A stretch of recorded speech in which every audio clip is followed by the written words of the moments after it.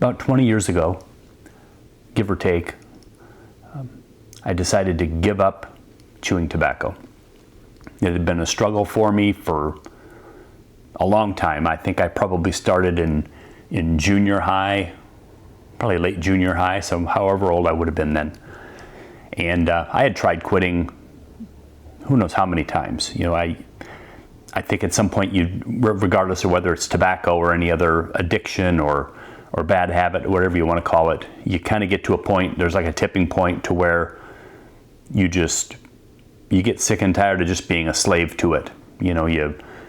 There's clearly no enjoyment in it. Probably hadn't been for a long time, and so it ends up controlling you, and you just have to get to a point to where quitting is less painful than having it control your day-to-day activities. And ultimately, I think what helped me overcome that was, I don't even remember who said it or where I heard it, but they basically said you have to tell yourself that that's just not what you do.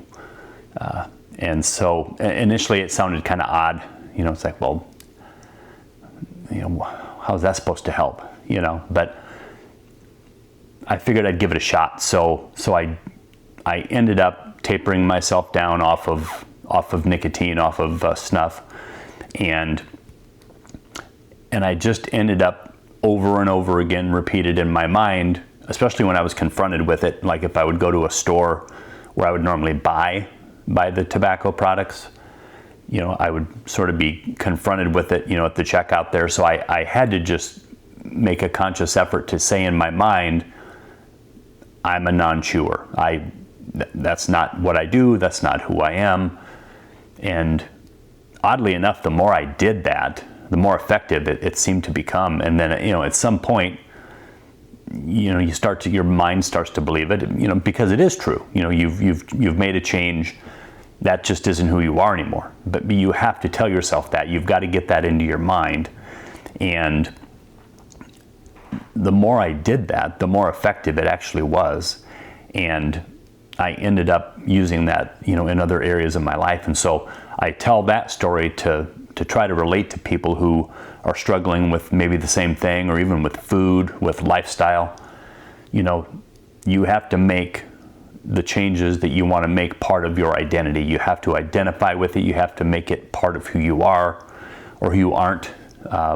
In my case, I told myself I was a non-chewer. I did not do that. And so if you're struggling with, whether it's food, lifestyle choices, those types of things, in your mind, you have to tell yourself, that's not who I am. That's not part of who I am. An example would be, something that I even still deal with. I go to the grocery store and I might see whatever the carbohydrate is that I don't want to eat, maybe, potatoes or even something like a candy bar at the checkout line. You get that initial temptation, you see it, you're like, man, I could probably just eat it. It wouldn't be the end of the world. But then in your mind, in the back of your mind, you have that, well, but that's just not who I am. That's not what I do.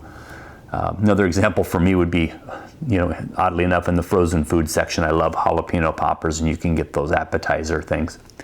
I'll walk past that section and I will, every time I'll look at those and I'll be like, I could probably buy that. It ain't going to be the end of the world. It probably make me feel like garbage, and it probably would. But again, it kicks in. That's not what I eat. That's not part of what I do. And so wherever you're at with whatever you're struggling with, whether it's sugar, whether it's tobacco, alcohol, whatever it might be, you have to internalize where you want to be. You have to make that decision that is not who you are, or that is who you are.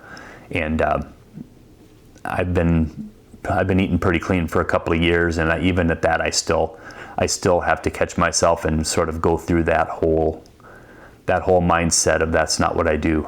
That's That's not part of who I am. And so there's going to be times, you know, you're going to fall off. You're going to grab that Snickers bar in the checkout line. You're going to, whatever it might be, you know, whatever, you know, the pop, the energy drink with 1,000 grams of sugar in it. I still drink the energy drinks, but at least I'm trying to do the zero sugar ones. So it's probably less bad. It's not great, but it's less bad. And so that's a goal I have, to overcome that. But for now, that's where I am. So yeah, if you make a mistake, if you struggle, you know, just keep that mindset. You know, that is who I am. That's not who I am. That's not what I do. And you would be surprised over time. It's going to get reinforced to the point to where you're going to be able to start making some of those decisions when you're confronted with things, and it feels pretty good to be able to do that. So anyway, that's what I have today. Hopefully this resonates with somebody. Be great if, do me a favor, like and subscribe to my channel. If you like the videos, if you find some benefit in them, check out our website at metabolichealthresources.com. If you're interested in coaching or support, you can fill out a form there, and we can do a quick call to see if we're a good fit to work together to try to get you to where you need to be with some of your health or lifestyle goals. So check that out, like and subscribe, and we will see you next time.